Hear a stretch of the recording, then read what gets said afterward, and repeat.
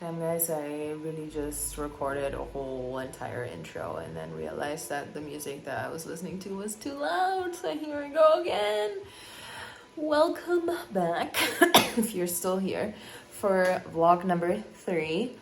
From now on, this is gonna be a weekly vlog because it just makes more sense. We have a weekly program that we're following, so I thought it might be nice to follow that along, see how we progress on it and how it evolves, what changes we make and for what reasons. So yeah, be sharing that here. Last week we made the decision that Sunday morning / before noon is our designated gardening time. And the idea is to have it as a community planting day. So befriended families are welcome to come and help us plant, and then we provide lunch and everyone can eat together, and then we attend eco class together. Peep our compost area. And then a new bed, a designated bed, a big one.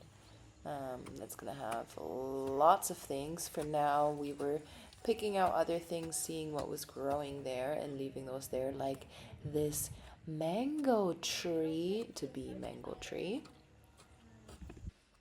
While the gardening was still going on, Kelsey and I started prepping lunch for everyone. Welcome our lovely helpers, all enjoying lunch together while it was pouring again. Beginning of the week, around lunchtime, it was always pouring. Well, now it shifted more towards the evenings, which is even more cozy. And then it was time for eco class, and I must say it is really, really challenging. I think for anyone speaking in Indo-European language, where we have like 2 words for siblings depending on whether they're male or female, so brother or sister, and then older and younger, they have different words for all of those depending whether it's a male relating to a male, female relating to a male, and like all the constellations. And then also depending on whether they're older or younger, which just tells you so much about the depth of their language and the concepts that they're able to transmit through the language that we can't even comprehend because it's not a thing in the languages that we speak. They just go so much deeper when it comes to relationships, interpersonal relationships with nature, and this was just a little tiny sneak peek into it. But wow, it blows my mind, and it feels like growing a second brain trying to learn that language. A little side project that popped up is the entranceway to the property, because the hotel that lies behind us wanted to put cement to make it nicer because there's a lot of water entering, damaging it. But that's really bad for the environment for various reasons. So we hiring some arhuacos to make it the natural way. And then on Monday, we did a water trip to a river spring that is not contaminated yet, where we are getting the drinking water. And Monday, Sydney came back with some goodies. So now we have these gymnastic rings to do workouts with. So peep the home gym that is incoming.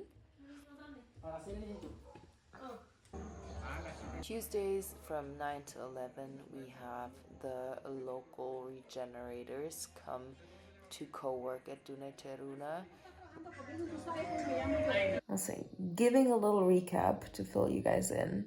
For 12 weeks, we had a group of people from Pueblo Bello come here as part of a program from a organization that's called Extrapreneurs, and they empower regenerators to turn their projects into a business model so that they can live from it.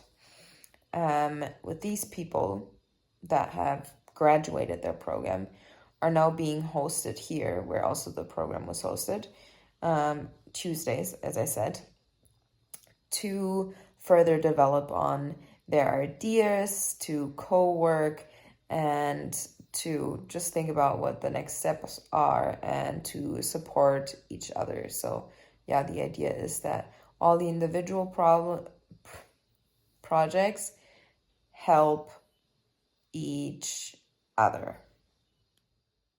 And then Thursdays are for all the people to come together and go visit a specific project to get to know it better. And then later we had our first official co-working session in Cafe Duna while it was pouring. Let this image kind of speak as a metaphor for the destruction that's happening in Pueblo Viejo. Contrary and on the bright side from the cement flower, we saw this group of another tribe of indigenous women working in this nursery that we saw before, but never with people working in it. So now we were able to make this connection, and we are looking forward to see how we can collaborate and work together with them and learn from them. That's meant. And Sydney felt inspired to work with this old piece of fence that will show up later today in the Sunday thing. And then it was Thursday, as I said, time to go visit one of the Pueblo Bay people's project, but that would take too much time for here now, so there will be a separate vlog on that soon. On the way back, though, we made our dream come true to have a little kitty, and we found one just so randomly on the way back on the side of the road. Meet Mr. Gato or Senor Meow Meow. Beautiful drive back, as always. Sorry, I can't stop with the views. More views as we were working in the cafe the next morning, and it was here that Sydney and I realized that Senor Meow Meow had is significantly infested with parasites, namely worms. So we were taking care of that the next couple of days, just getting him healthy, making sure he survives. Yeah, the kitty content could be endless. He is a sweet little darling angel. Oh my god, look at him. He's so tiny. Saturday mornings are for English class. We are about 20 to 30 kids, the second time that I attended, and a couple adults. And we're realizing that because the group is so big, when we split them up in smaller groups, which obviously requires more teachers, they are just so much more engaged and much more open to actually speak. In the big group, they get kind of shy, so it's really a learning process for us. In the afternoon, we went to get to use our neighbor's pool. Um, we get to do that because we keep close relationships with them. We, when we host our immersions, this is where we have our guests stay. So this is just another example of building close relationships with the people around us. Just had to share this beautiful rainbow. Picking out the last little licey things to keep this little gentleman super clean and healthy. We're almost free. Sundays are for gardening, so here you can see us do that. Kelsey Faith is planting a papaya tree. So all the seeds that we put in the earth are now ready to be planted. These are actually the beans that the students planted last week in English class. Look how big they're gotten. And while all of this is pretty experimental, we are taking in the advice from our befriended Arduaku family who really know their stuff when it comes to organic cultivating of food and plants. And yeah, it's just beautiful to have the community get together and enjoy food and the space and conversation. And then in the end, we ended the night with some cacao. Okay, so now it's Monday. I didn't end up finishing the video last night. What I can say in summary after having experienced the full week here is that it is really busy, and we are really trying to work on setting up a schedule for ourselves to make sure that we get the stuff done that we need to get done.